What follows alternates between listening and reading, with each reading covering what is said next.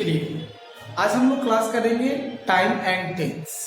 क्योंकि हम लोग ये देखते हैं कि टाइम और टेंस ये दो जो है एक ही चैप्टर का नाम है। हम लोग बचपन में पढ़े होंगे कि टेंस केवल हमारे गुरुजी टेंस पढ़ाते थे। उसमें क्या होता था कि हम लोग केवल टेंस पढ़कर केवल टेंस के कुछ एक्शंस के बारे में जानकारी हुई जो हम लोग नॉर्मल रूप से स्कूल में पढ़ लेते थे, राइट। मगर जब हम इसको आगे पढ़ते हैं तो tense never comes alone, tense कभी अकेले नहीं आता है। इसके साथ एक चैप्टर एक वर्ड और है, इसका नाम है time and tense. Time and tense ये दोनों मिलकर एक चैप्टर का नाम होगा। यदि हम टाइम की बात करेंगे, टाइम क्या है तो कहा जाता है, ग्रामर कहता है कि टाइम एक नॉन ग्रामेटिकल वर्ड है, राइट। यानी टाइम का मतलब क्या होता है? समय। टाइम का मतलब समय। और समय क्या होता है? एक यूनिवर्सल ट्रूथ है। समय क्या है? यूनिवर्सल ट्रूथ है।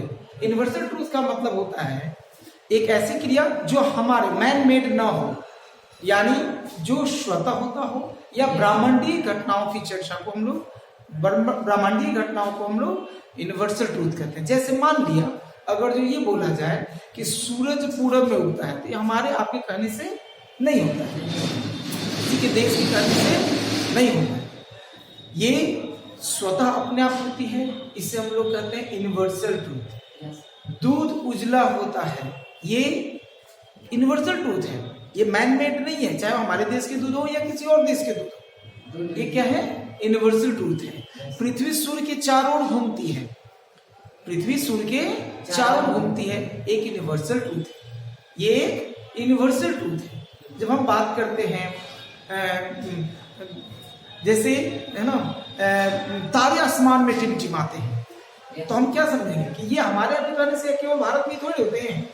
भारत में जो आसमान, जो हमारे देश के ऊपर आसमान है, केवल उसी में थोड़ी तारे टिमटिमाते हैं, तो पूरे वर्ल्ड में होते हैं ऐसे। ये क्या हो गया? यूनिवर्सल ट्रूथ हो गया, राइट।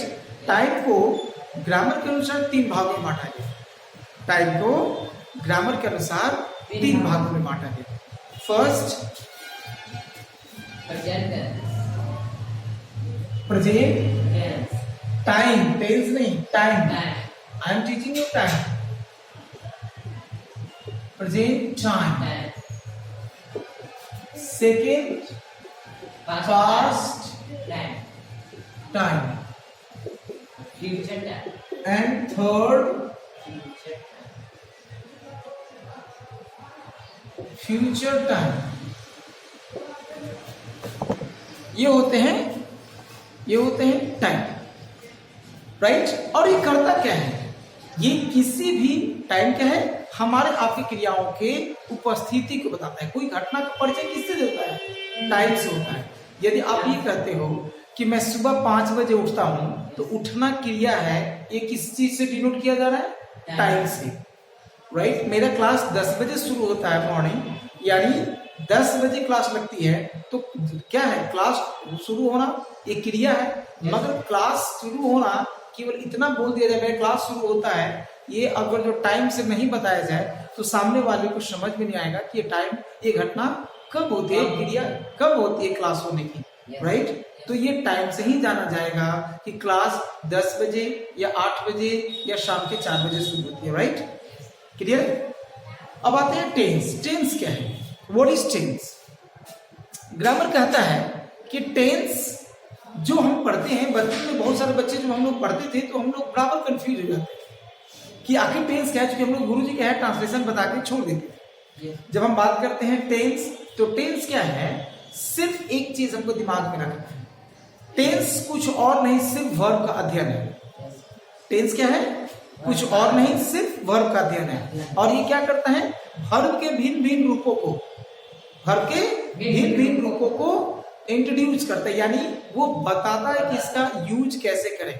और कौन से verb? Like verb, main verb like V1, V2, V3 और V4, V5।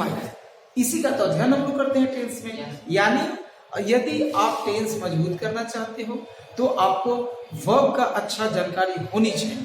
यदि आपके पास वर्ब की जानकारी नहीं है तो फिर आप टेंस नहीं समझ पाएंगे। राइट? क्लियर है?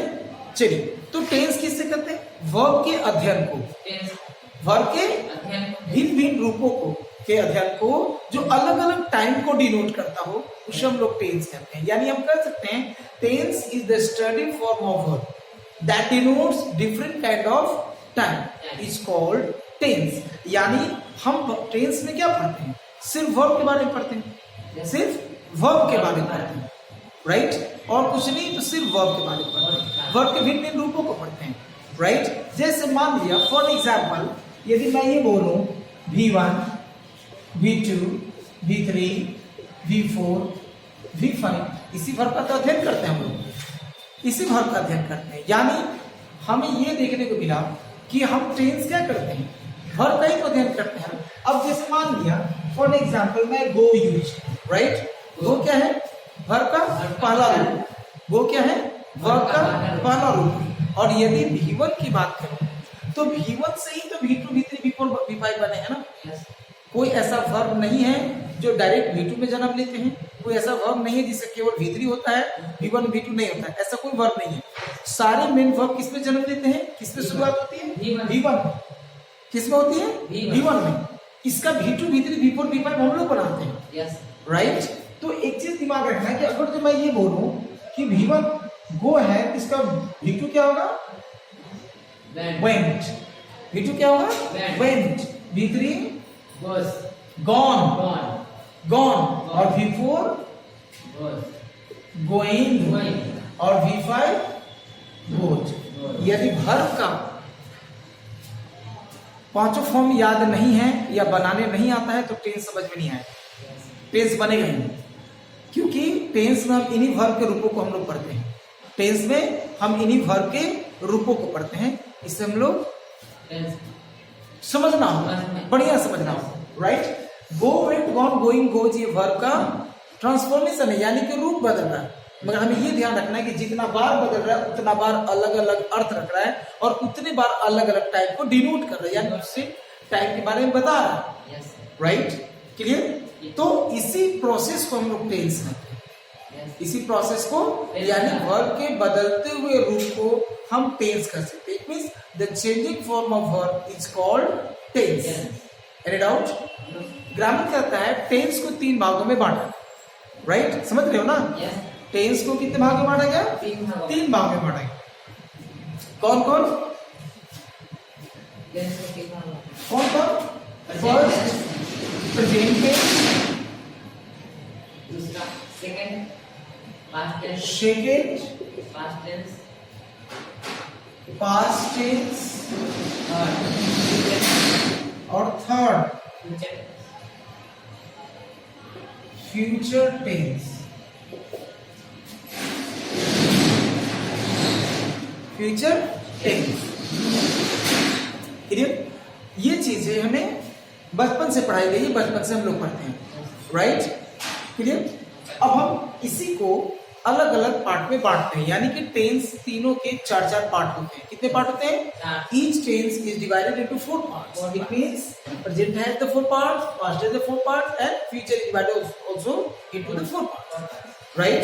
जस्ट एज अगर जो मैं इसका नाम बताऊं तो present simple tense, present simple को हम लोग इंडेफिनिट टेंस भी कहते हैं। क्या कहते हैं? Indefinite tense. क्लियर है? Present second, present continuous tense. Continuous के एक और नाम बोलते हैं हम लोग प्रेजेंट इम्परफेक्ट। क्या कहते हैं? इम्परफेक्ट। इसका एक और नाम बोलते हैं प्रोग्रेसिव, यानी प्रोग्रेसिव टेंस। यानी हम प्रेजेंट कंटिन्यूअस को 3 नामों से हम काट सकते हैं। प्रेजेंट कंटिन्यूअस, इसी का एक और नाम होता है प्रेजेंट इम्परफेक्ट, और इसी का एक और नाम होता है present progressive tense. Third present perfect tense. Third कौन? Present perfect tense. और fourth present perfect continuous. Right? Clear है? ठीक इसी तरह से तीनों टेंस को बांटा जाएगा। जिस प्रकार मैंने प्रेजेंट टेंस के 4 पार्ट बांटे, वैसे ही प्रेजेंट पास्ट में बदलेगा। तो प्रेजेंट पास्ट में भी प्रेजेंट है ना, past simple, past continuous, past perfect continuous होते हैं। फ्यूचर को भी इसी तरह से बांटा जाता है, future simple, future continuous, future perfect continuous. Clear है यहाँ तक? कोई दिक्कत नहीं। Yes. अब चलिए अब हम लोग टेंस के सबसे पहले चैप्टर को अध्ययन करते हैं, that is called present tense. Present tense